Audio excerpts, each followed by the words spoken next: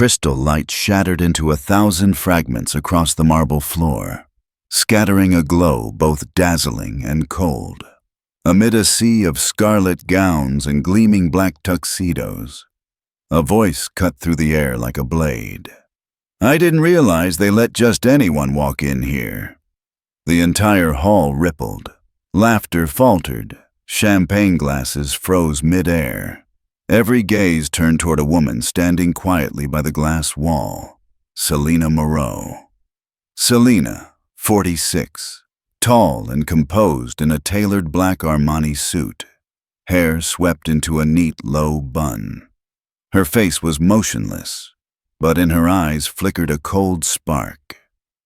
To the room, she was merely a curious guest, dressed simply, lacking the glitter of Forbes cover stars who filled the ballroom. What they did not know was that she was the one who could sign the checks for some of those laughing in scorn. The voice belonged to Vanessa Caldwell, 33, a young CEO of a booming tech startup, splashed across 3 magazine covers in a single month. Radiant in a blood-red Valentino gown, her voice was sharp and laced with confidence. Vanessa stepped closer, her smile carved from ice. "Or did you lose your way? There's an event downstairs for diversity." The hall held its breath. A few phones were lifted discreetly. The scent of scandal hung in the air. Selena smiled, gentle as aged wine. "Good evening, Vanessa." Her voice was low, smooth, but firm. It made Vanessa pause for just a beat. Then she laughed, high and cutting, echoing across the ballroom. Selena did not move. In her mind, memories surged. Her father's trembling hands signing their first loan agreement. The long nights buried in financial reports in the corners of libraries.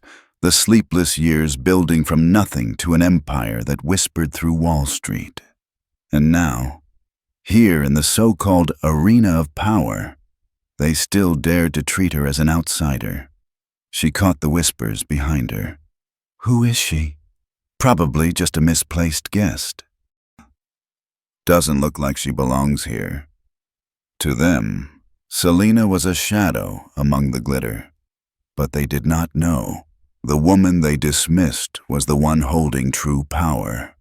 Her gaze swept the room, over billionaires clinking glasses, investors pouring drinks as though they were pouring out authority itself. She had once chosen to stay hidden, to watch in silence. But now, the fire long buried was beginning to burn. She stepped slowly toward the drinks table, champagne trembling faintly in her hand. Not from fear, but from the hunger to speak the truth. Her father's words echoed within her. You can lose money, but never lose dignity. Vanessa moved closer, her perfume sharp, her voice slicing through the air again. Why are you even here? To learn, or just to breathe the same air as those who are truly successful? The air thickened. Every breath sounded louder. Selena set her glass on the table. Her fingertip touched the icy surface of the glass. Then she raised her eyes to meet Vanessa's.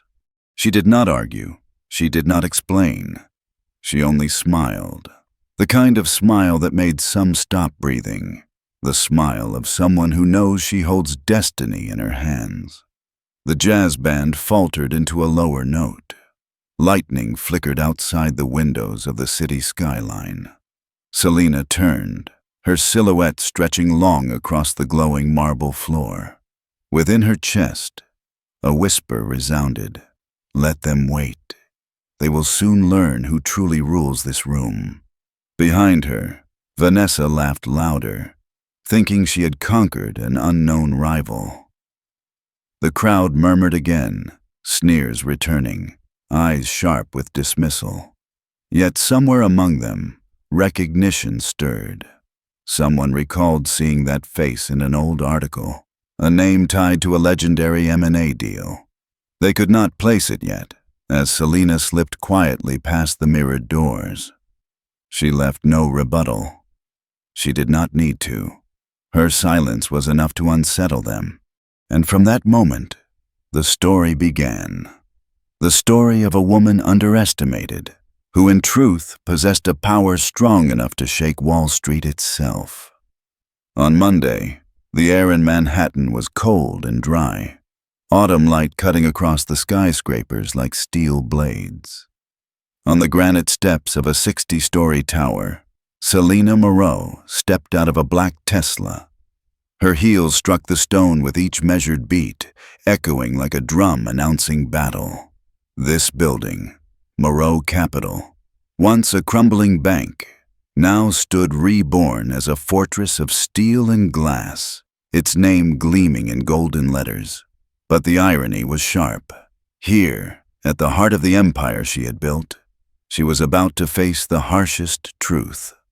Inside the lobby, the air reeked of money. Marble floors gleamed like mirrors. The reception desk was wrapped in Italian leather, and the vaulted ceiling bore chandeliers custom-made in Milan. This was not just an office, it was a cathedral to financial power. Selena dressed simply, a white silk blouse and charcoal blazer. No glittering jewelry, no VIP badge. She came as an ordinary client. She wanted to see how people would treat her when they did not recognize her power.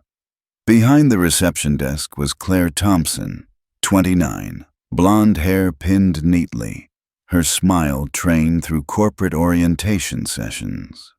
Her warmth at first glance cooled instantly as her eyes flicked down to Selena's plain clothes. "Good afternoon. May I help you?" Claire asked, her voice even, her smile thin. "I want to meet the CEO," Selena replied, her words slow and precise. Claire's brows rose, her look more skeptical than surprised. "You do have an appointment, don't you?" "No, but I believe he will want to meet me. This concerns a significant investment." The silence grew heavy. Claire's eyes measured Selena's shoes, the unbranded blazer, the low bun. Each detail weighed against her unspoken scale of worth. Her answer landed colder than the marble beneath their feet. "I'm sorry, but Mr. Langford is very busy. He only meets pre-approved clients. If you'd like, I can schedule you for next month." The words "next month" slammed the door shut. Selena smiled faintly, unshaken. "Could you check if he has a few minutes today? I am here to discuss transferring $50 million. The number dropped like a stone into still water.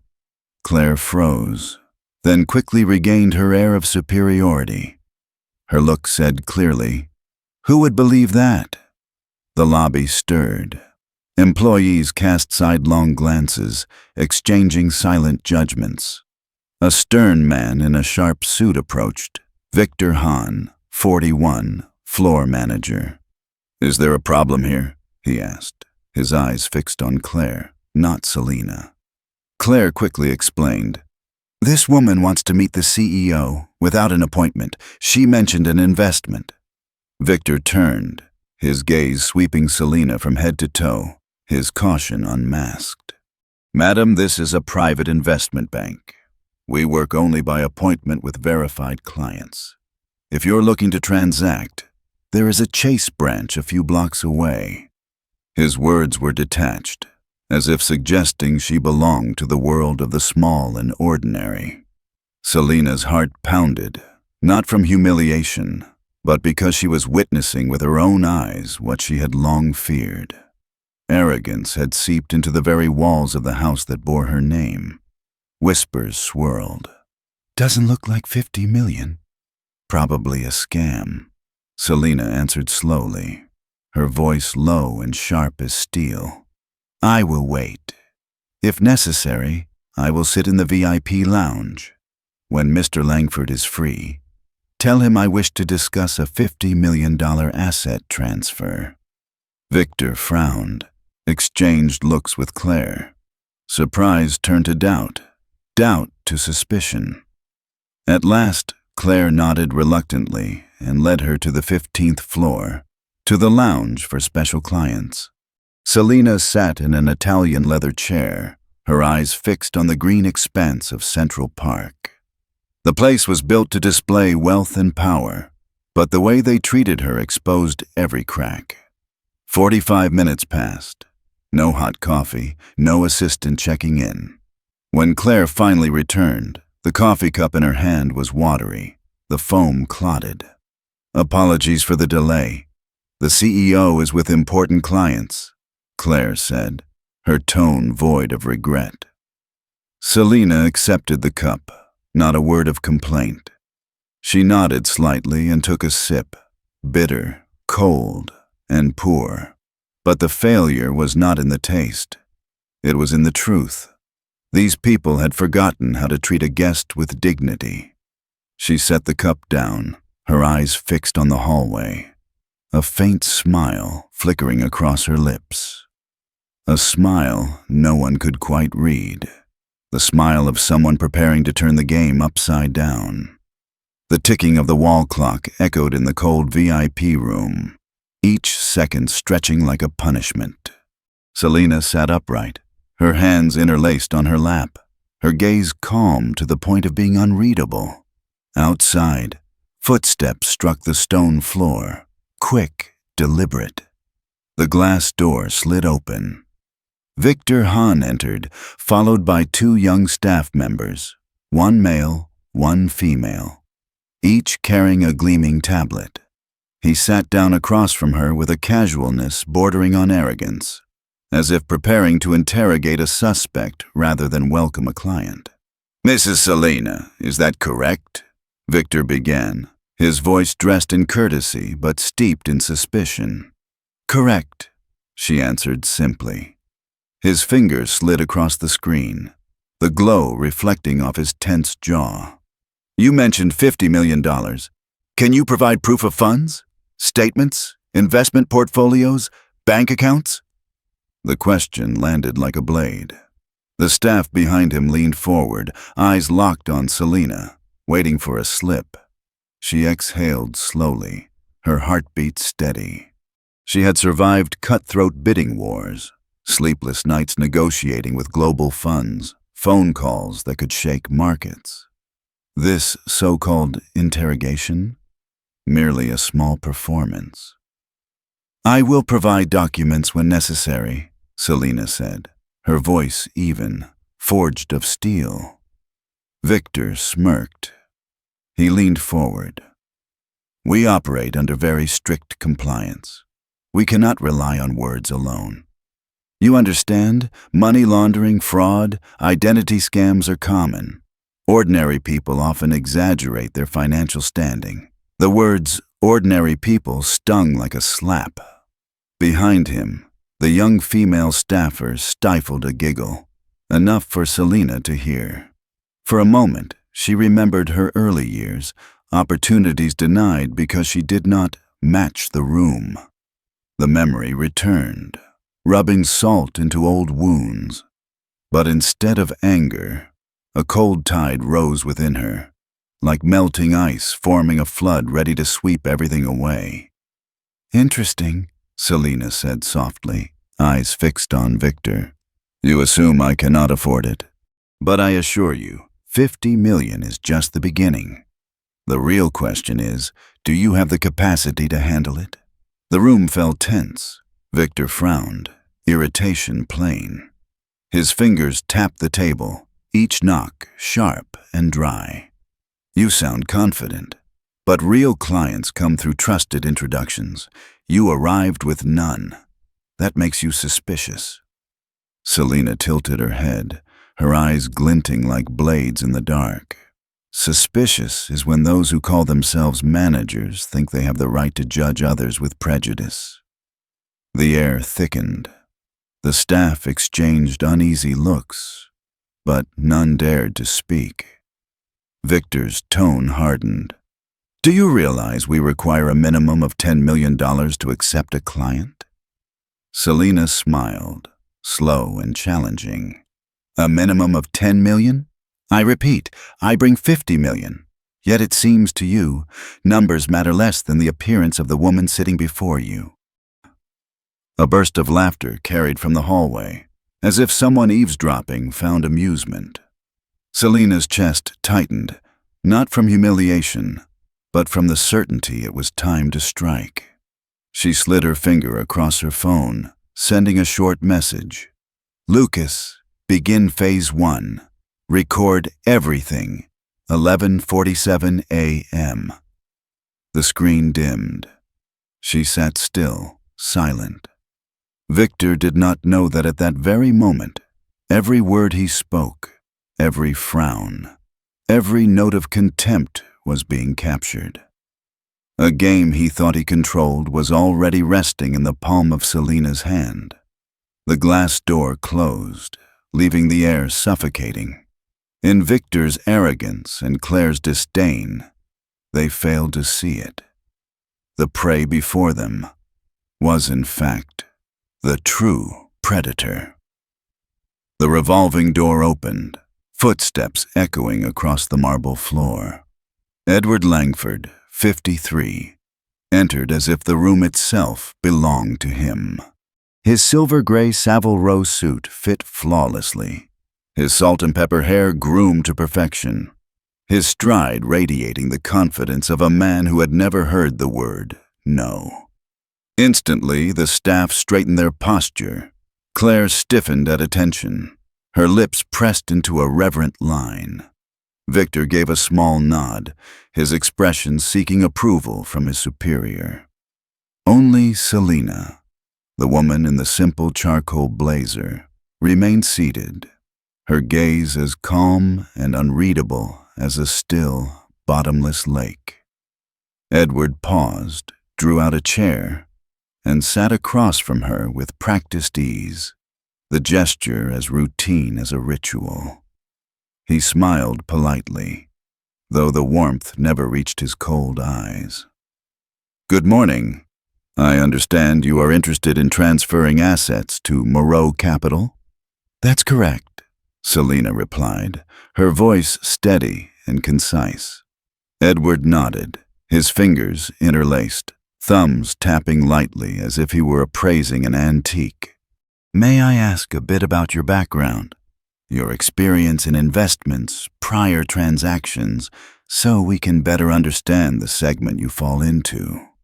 The words were sugar-coated, but Selina heard the real demand. "Prove yourself. Show me whether you deserve a seat at this table," she began. "I have more than 20 years in investment, managing portfolios across emerging markets, too." Edward cut her off with a flick of his hand. "You mean day trading? Or small-scale personal investments?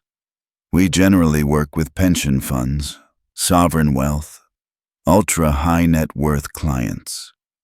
What you describe sounds a bit retail." The room chilled. Each word fell like chunks of ice. Claire struggled to suppress a smile, but the corners of her lips trembled.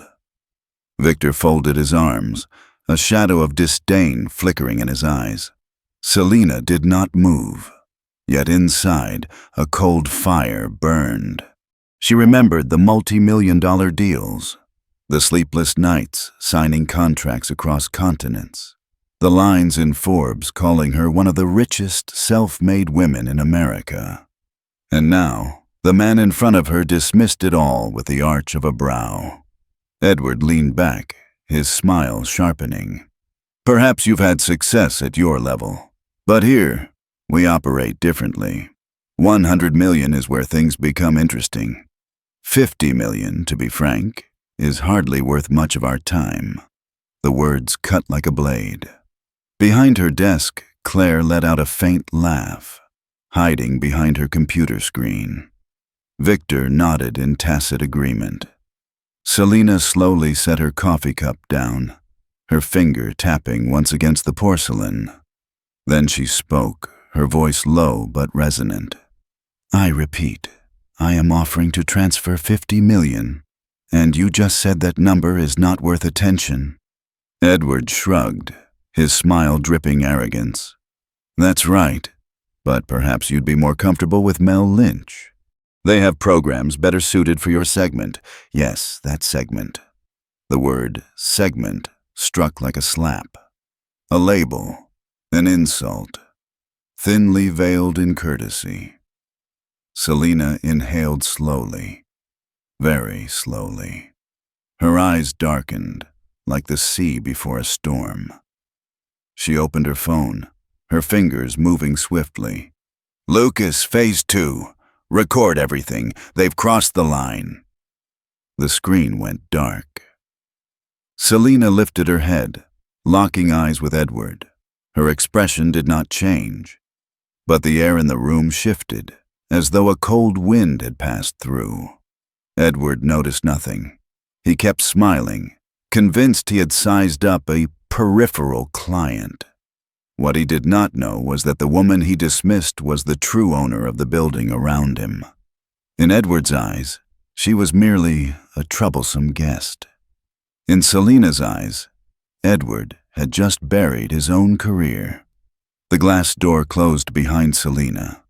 She walked into the corridor, her heels striking slowly, yet resonating like a battle drum. In her hand, her phone buzzed relentlessly. Messages from Lucas Grant, her veteran attorney, flashed across the screen. The video has been fully recorded. Live stream is spreading. 11:47 a.m., the official timestamp. Selena paused, staring at the screen. The view count surged with every second, from a few hundred to several thousand, then exploding into tens of thousands. Comments flooded in. Wait, isn't that Selena Moreau? She's one of the wealthiest investors in New York. My God, did they just humiliate the CEO of that building? The cold sting of humiliation moments earlier ignited into a hidden fire. Selena inhaled deeply, her eyes sharp as steel. Now let them destroy themselves in front of the public. In the 15th floor office, Claire Thompson gleefully unlocked her phone. On Instagram, the clip she had secretly recorded now appeared with the caption, "Imaginary rich lady demands to see the CEO. Rich lady problems." Likes were climbing quickly. Claire smiled, thinking she had scored points among colleagues. But within 10 minutes, her smile froze. Comments stormed in. "You fool, that's Selena Moreau. She owns the entire building. You just lit a match to your own career. This isn't #rich lady problems. This is discrimination." Claire trembled. Her phone burned in her hand, every notification a dagger. She turned to Victor, her voice breaking. What have we just done?" Victor frowned, but sweat beaded across his forehead. He had no time to answer before the desk phone shrilled. Edward Langford stepped in, grinding his teeth as he listened. On the line was a name that made his blood run cold. Jonathan Peaton III, heir to a multi-billion-dollar trust. "Edward, I just watched a video. Do not tell me the woman your people insulted this morning was Selena Moreau." There must be some misunderstanding," Edward stammered, his grip tightening on the receiver. Jonathan's voice came sharp as a hammer. "There is no misunderstanding. The video is everywhere. She has advised 3 of our sovereign funds. If you truly disrespected her, then my fund will withdraw every cent immediately." The call ended. Edward stood frozen, cold sweat trickling down his back. In minutes, the image of an empire crumbling came vividly to life. Out in the corridor, Selena calmly sat on a bench and opened the live stream. 15,000 were watching live. She raised the phone, the frame capturing her composed face and eyes sharp as blades. "Today, I visited the bank that bears my name. I did not announce who I was. I wanted to see how an ordinary client would be treated. And here is the truth. I was dismissed, mocked, and rejected, even after I clearly stated I intended to transfer $50 million, not because of financial reasons, but because of prejudice." Hearts clenched on the other side of the screen. Comments surged. Unbelievable. It's 2025. How is this still happening? This is a slap in the face to the entire financial sector. Respect is not a privilege. It is a basic right. On the 42nd floor in the security monitoring room, guards crowded around screens as the viewer count soared past 50,000. One whispered, "She's really the CEO?" No one answered, but all understood. A storm was coming. In his private office, Edward slammed his hand onto the desk. "Call security! Remove her from this building, now!" Victor hesitated. Claire's face drained of color, but the order stood. The heavy steps of security guards echoed as they advanced toward Selena. She remained seated, phone still streaming live. As the uniformed men appeared behind her, she lifted her head slightly, her voice calm yet razor-sharp. "Expel me from the very building that bears my name? Then let the 100,000 people watching decide who truly needs to leave."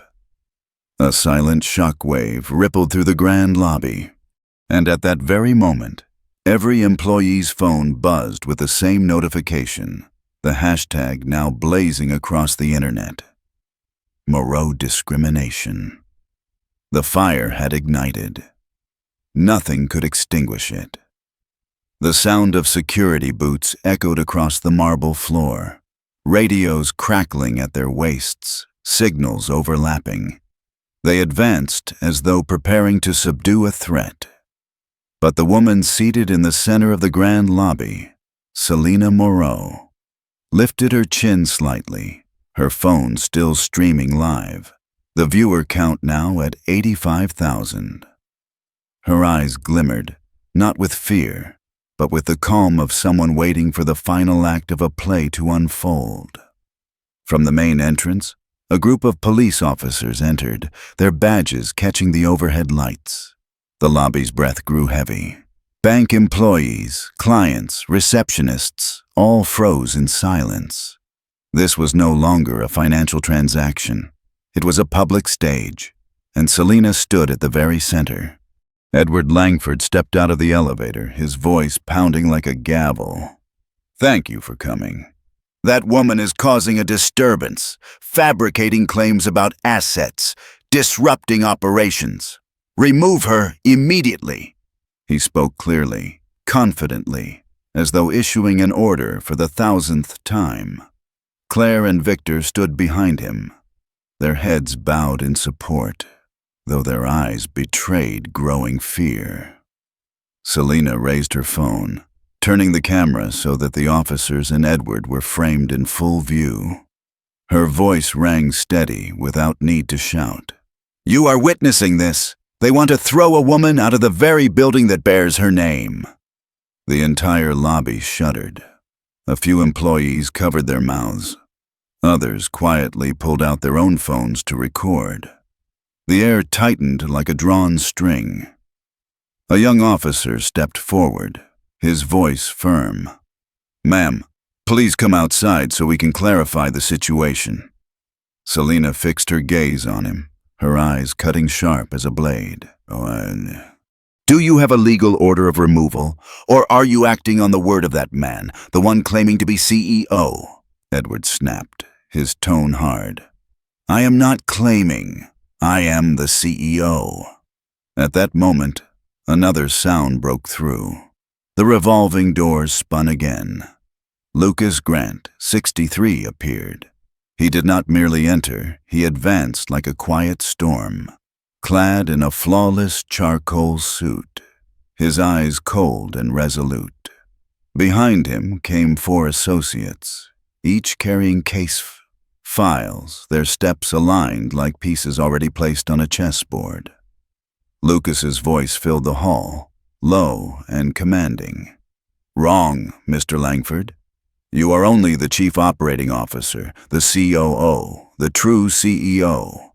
He turned, extending his arm toward Selena, his voice ringing with finality. "Is seated right before you. Mrs. Selena Moreau, majority shareholder, holder of 68% of Moreau Capital. The sound struck like thunder. The entire lobby froze. The police halted, looking at one another, none daring to move.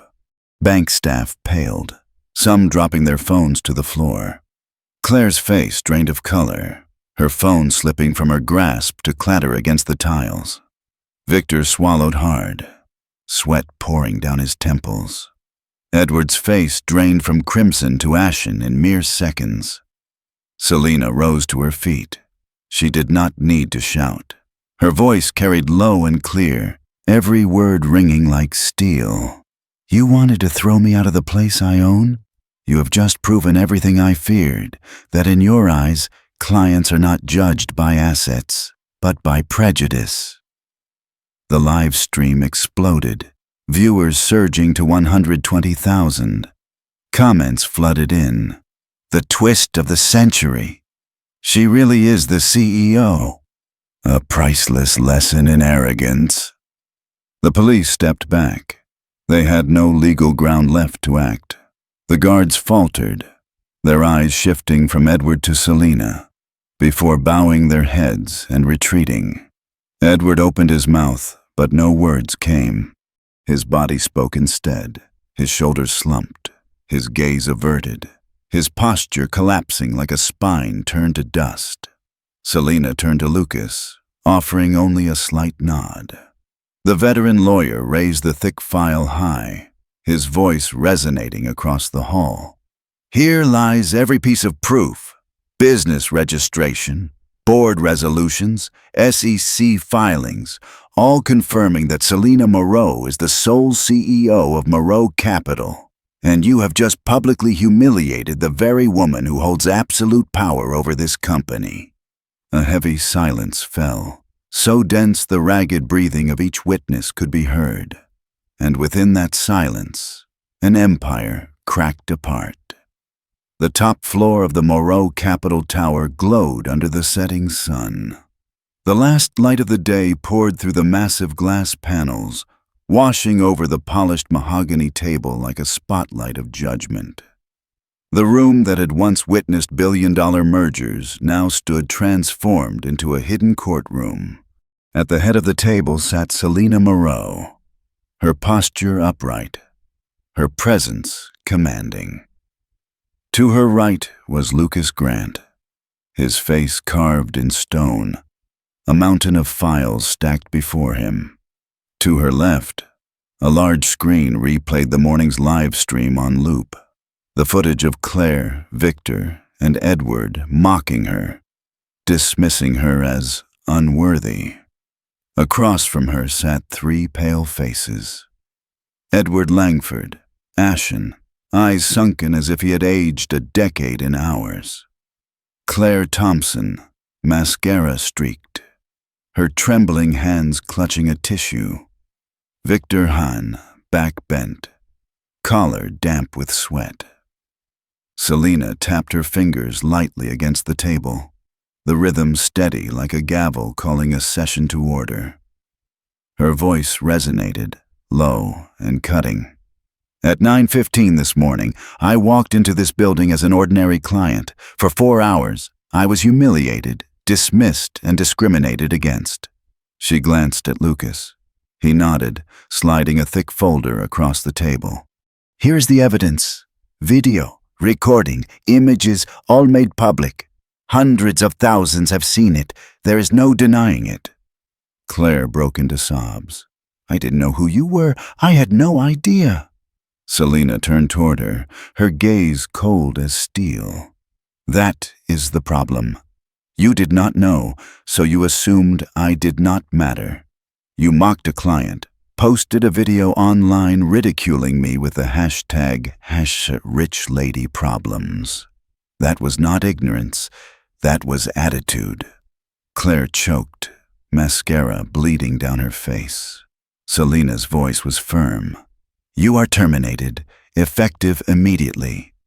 One of Lucas's associates slid a termination agreement across the table. The scrape of paper sounded like a verdict delivered. Claire collapsed forward, her sobs muffled against the desk. Selena shifted to Victor. He avoided her eyes, his voice breaking.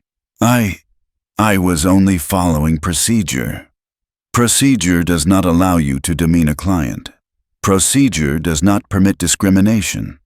Procedure never authorizes you to send someone to another bank because they don't fit your idea of a typical client. Selena answered, her voice steady but heavy as a hammer. Victor's head hung low. Selena considered him for a moment, then spoke. You are suspended immediately. 30 days without pay. 1 year of probation. 1 more violation and your career ends. Victor nodded repeatedly, eyes red, caught between relief and despair. Finally, Selena turned to Edward. He tried to muster some shred of authority, but his voice quivered. Selena, I can explain. This was a misunderstanding. Selena rose. Light poured over her, her shadow stretching long across the table, the shadow of a judge. A misunderstanding? For 4 hours, you cut me off, mocked $50 million, told me to take my business elsewhere because of my segment. You declared yourself CEO, when in truth you are only COO under my authority. You abused your position, insulted a client, and turned prejudice into an unwritten law in this company. Edward opened his mouth, but no words came. His eyes darted around the room, desperate for rescue. None came. Every gaze was fixed on Selena, the woman he had once dismissed, now holding his fate in her hands. Lucas pushed another folder across the table. Mr. Langford, this is your termination notice for violating equity policies and creating a hostile environment for clients. No compensation, no severance. Edward trembled, clinging to protest. You can't do this. I have a contract. I have rights. Selena cut him off, her tone solid as stone. The contract has an ethics clause, and you broke every one of them. You just ended your career in front of hundreds of thousands of witnesses. Silence fell, a silence heavy and absolute, the silence of an ending. Selena sat again, her fingers interlaced. Her voice dropped lower, no longer sharp, but weighted with unshakable gravity. Today, I did not just discipline 3 people. I exposed a system that believes power lies in appearances, in connections, in gender and skin color. I will change it, starting here, starting now. Lucas snapped the folder shut, the crack echoing like the final strike of a gavel. The room froze in silence. Yet within that silence, an empire was shifting hands, not through violence, but through truth and justice. Outside the Morrow Capitol Tower, dusk fell across the city. But the fading light did nothing to soften the atmosphere. Crowds gathered along the avenue, raising hand-painted signs high into the air. Banking while black, not okay. Accountability now. Respect is not optional. Television cameras pressed in, lenses aimed squarely at the revolving doors. Flashes exploding like tiny bolts of lightning foretelling a storm. On the 42nd floor, Selena Moreau stood by the glass wall, gazing down at the sea of people below. She could hear their chants rising, syllables merging into the steady beat of a war drum. She did not tremble. She did not rage. Instead, a calm spread through her. The serenity of knowing the truth had finally broken free. Across Wall Street, trading floors descended into chaos. The news spread like wildfire. From Bloomberg to CNBC, red ticker lines blazed non-stop. Breaking.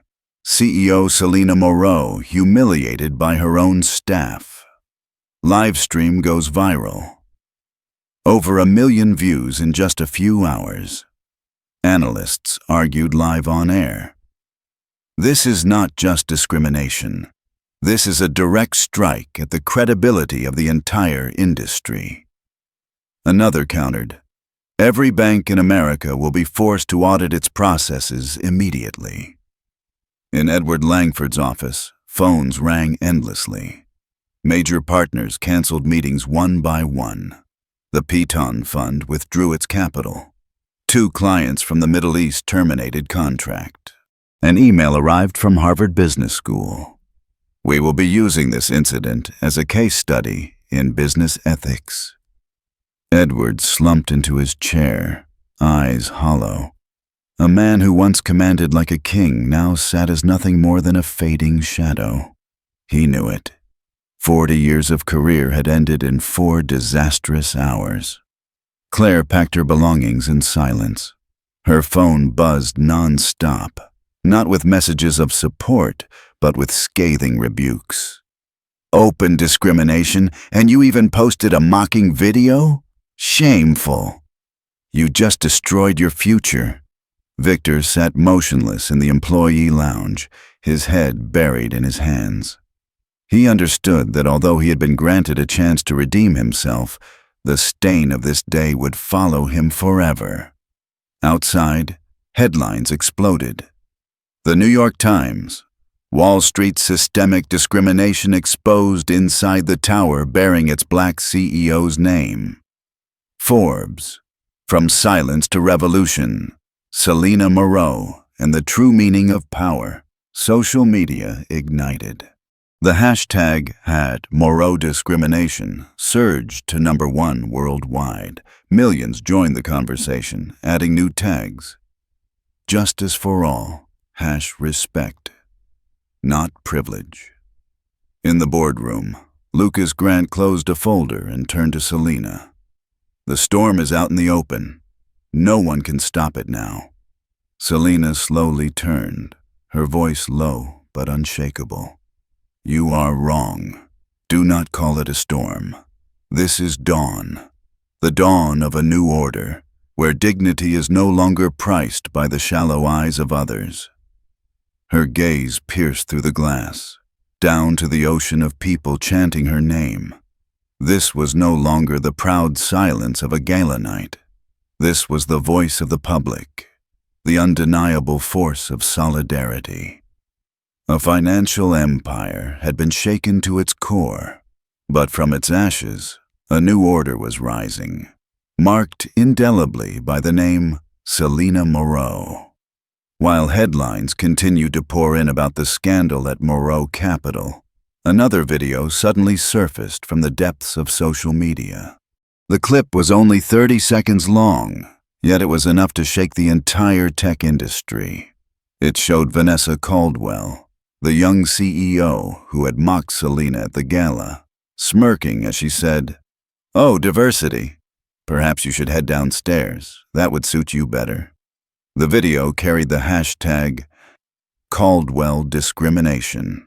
Within hours, it surged into the global top 5, side by side with Moreau discrimination. At Vanessa's startup headquarters, chaos reigned. Shares plummeted in the afternoon trading session.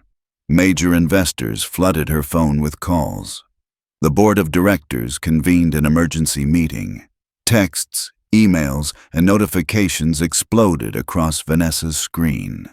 She sat in her glass office, her face pale as she stared at the blood-red stock chart. Once, she had been proud when her company's valuation soared 200% in a single year. Now, in just 48 hours, more than half of it had evaporated. "They're pulling out," her CFO whispered, his voice tight. "The board will not sit idle any longer." Vanessa slammed her desk, forcing her voice into the icy sharpness she once commanded. "It's just a social media scandal. It will pass." But deep down, she knew this time it would not.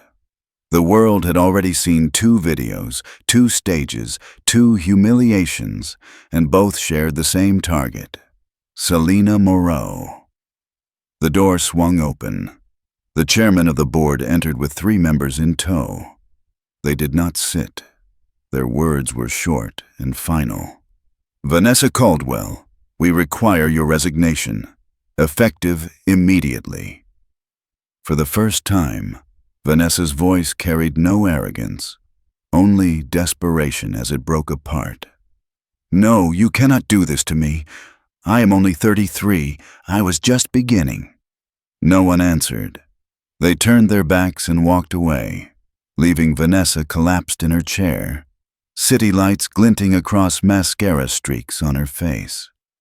A newly crowned queen had fallen, not because of business failure, but because of arrogance she herself had ignited. Meanwhile, on the 42nd floor of Moreau Capital, Selena received a notification from Lucas. He placed an iPad before her, the latest headline glaring across the screen. Vanessa Caldwell forced to resign after video insulting CEO Selena Moreau goes viral.